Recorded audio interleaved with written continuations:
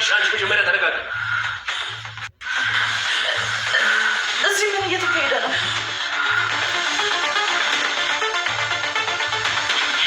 ሲመስለኝ አንቺን እዚህ ሳይሽ ነበር መደንገጥ የነበረብኝ። አንቺ ደግሞ እዚህ ምን ትሰራለሽ? ቤዛ ተረጋጊ። ለጸብ የሚሆን ጊዜ የለኝም። ሰውየው የሞተ ነው። አምቡላንስ ጋር እንደውል። ማነው የድሮ ፍቅረኛ እንደዚህ አንጋሎ የጣለብኝ? ደግሞ ሁለታችሁ አንድ ላይ ናችሁ። አይገርምም? እኔ ባላያችሁ ኖሮ ገላችሁ ልጥሉት ነበር አይደለም? ትሰሚኛለሽ? አንቺ ሴጣን የእሱ ልጅ አንቺ ላይ ጋር ቤዛ ምን እያደረግሽ ነው? ተረጋጊ እንጂ። ሰውየው እኮ ደግሞ ፈሶ ላይ እኮ ነው፣ ሊሞት እኮ ነው። አምቡላንስ ጋር ደውይ። ምንድን ነው የምትሆኚው አንቺ? እቅዳችሁ ስለከሸፈ ፍቅረኛሽ የሚልሽን ብትሰሚ ይሻልሻል።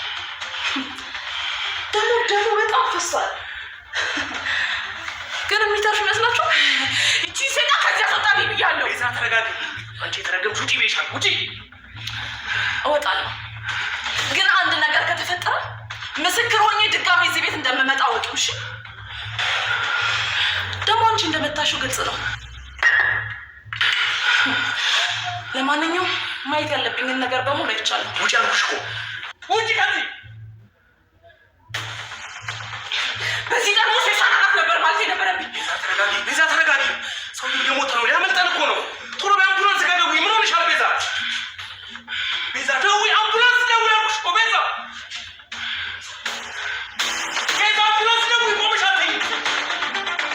ሰላም ሰላም፣ ውድና የተከበራችሁ የዩቲዩብ ቤተሰቦች እንዴት ናችሁ? ደህና ናችሁ? እኔ እግዚአብሔር ይመስገን በጣም ደህና ነኝ። እንኳን ወደ ቻናሌ በሰላም መጣችሁ እያልኩኝ ለዚህ ዩቲዩብ ቻናል አዲስ ከሆናችሁ ላይክ፣ ሼር፣ ሰብስክራይብ በማድረግ ቤተሰብ ሆኖ እንዲሁም ሀሳብ አስተያየት ካላችሁ ኮሜንት ላይ አሳውቁኝ። ዛሬ ደግሞ ቤዛ ፊልምን ክፍል 45 ይዤላችሁ መጥቻለሁ። እስከ ቪዲዮ ፍጻሜ አብራችን ቆዩ። ቤዛ እንግዲህ የባለፈው ክፍል ላይ እንዳየ ነው ከሱራፌል ጋር እሄዳለሁ አልሄድም በሚል ምክንያት እየተደባደቡ ይገኙ ነበረ። እናም በዛ መካከል ነበረ ሳሚ መጥቶ ሌላ ታሪክ የተፈጠረው ማለት ነው። ሳሚም እንግዲህ ቤዛን አትንካት በሚል ምክንያት ነበረ ከሱራፌል ጋር ተደባድቦና ተጣልተው የነበረው። ነገር ግን ቤዛ አላስቻላትም። በዛ መካከል እየተደባደቡ እያለ በጠርሙስ አንስታ የሱራፌልን መሀል አናት ተርትረዋለች። እናም ሱራፌል ራሱን ስቶ ወድቆ ኮማ ውስጥ ገብቶ ይገኛል ማለት ነው። እንግዲህ ይህንን ድርጊት ስትከታተል የነበረችው አስመሳይና ሾካካዋ ቲጂ ነበረች። ቲጂም ይህንን አጋጣሚ ተጠቅማ ቪዲዮ እየቀረጸቻቸው ነበረ። አጋጣሚውን አገኘሁ ያለችው ቲጂም ይህንን ቪዲዮ ይዛ ወደ ሮቤል ጎራ አለች ማለት ነው። ለሮቤልም አንድ መደራደሪያ ሀሳብ አቀረበችለት። አንተ በርከት ያለ ገንዘብ ትሰጠኛለህ፣ እኔ ደግሞ ስለ ቤዛና ስለ ሳሚ የሚያመለክት አንድ ቪዲዮ እሰጥሃለሁ በማለት ነበረ የመደራደሪያ ሀሳብ ያቀረበችለት። ሮቤልም እንግዲህ ካላየሁ አላምንም አይነት ስሜት ተፈጠረበት። ማለትም ቲጂ ልክ የሱ ተመሳሳይ ሴረኛና አስመሳይ መሆኗን ያውቅ ስለነበረ እንግዲህ ምንድነው ቪዲዮ አሳይኝ ሲል ነበረ ቲጂን የጠየቃት። ነገር ግን እሷም በሀሳቢ መስማማት አለብህ፣ ካልተስማማ ምንም ነገር ለማሳየት ፈቃደኛ አይደለሁም በማለት ነበረ የነገረችው። እሺ የፈለግሽውን እከፍልሻለሁ ሲል ጠየቃት ሮቤል። ቲጂም እንግዲህ እጇ ላይ ያለውን ቤዛንና የነሳሚን ታሪክ አሳየችው። እጅግ በጣም ተደስቶ የፈለግሽውን እከፍልሻለሁ፣ ቪዲዮን ትሰጭኛለሽ በማለት ነበረ የነገራት። ሮቤልም ይሄንን አጋጣሚ ተጠቅሞ ምንም ጊዜ ሳያባክን ነበረ ወደነ ቤዛ ቤት ጎራ ያለው። እናም ሱራፌልን እንደገደልሽው አውቃለሁ ነበረ ቤዛን ያላት። እንግዲህ ቤዛን በዚህ ተጨናንቃ እያለች ብላይህ አልፈልግም እባክህ ውጣልኝ ስትል ነበር ሮቤልን ያከናፈረችው። ነገር ግን እሱ ሁሉንም ነገር አውቃለሁኝ፣ እያንዳንዱ ስትሰሪ የነበረው ነገር በቪዲዮ እጄ ላይ አለ እያለ ነበረ ሲያስፈራራት እያነበረ። ቤዛም እጅግ በጣም ተነገጠችና እንዴ ስትል ጠየቀችው። እሱም እንግዲህ ቲጂ እናንተ በምትደባደቡበት ሰዓት ቪዲዮ እየቀረጸቻችሁ ነበረ፣ እናም ቪዲዮን አሳልፋ ልትሰጠኝ ተስማምታለች በማለት ነበረ የነገራት። ቤዛም እጅግ በጣም አዘነችና እሺ ከኔ ምንድነው የምትፈልገው ስትል ጠየቀችው። ሮቤልም እንግዲህ ይሄንን ቤት በስሜ አድርጊልኝ፣ ሙሉ ንብረትሽን ስጭኝና ቪዲዮን እደልትልሻ በማለት ነበረ የመደራደሪያ ሀሳብ ያቀረበላት። ነገር ግን ቤዛ የፈለግከው ማድረግ ትችላለህ፣ እንደውም በእኔ ምክንያት የታሰረው ሳሚ ነጻ ይወጣል፣ እኔም ጥፋቴን ቅጣቴን ገብቼ እስር ቤት እቀበላለሁ ነበረ ያለችው። ምንም ነገር ለመስጠት ፈቃደኛ አልሆነችም። በአይንህም አታይም እንኳንም ቀርቶ ይህንን ቤት በስምህ ላረግልህ በአይንህም አላሳይህም በማለት ነበረ ሮቤልን አከናፍራ ያባረረችው። እሱም እንግዲህ እመኝኝ ቤዛ ትለምንኛለሽ አይነት ነገር ብሏት ነው የሄደው። ቲጂም እንግዲህ ይሄንን መረጃ እንኳን ይዛ አልበቃትም፣ ሌላ ታሪክ ወደ መፈንቀል እየሄደች ነው። እሱም ምንድን ነው የቤዛ ተመሳሳይ ሰው አየሁኝ ብላ የቤዛ መንትያ እህት እንደሆነች እያሰበች ትገኛለች። እናም ልጅቷን አጥብቃ ተከታትላት የስራ ቦታዋ ድረስ ፈልጋ ሄዳለች። ከዛም በተጨማሪ ደግሞ ወደ ቤቷ ስትሄድ ቤቷም ተከትላት ሄዳ እያንዳንዱ የምታደርገውን ነገር እና የኑሮ ዘይቤዋን እያጣራችና እያየች ትገኛለች።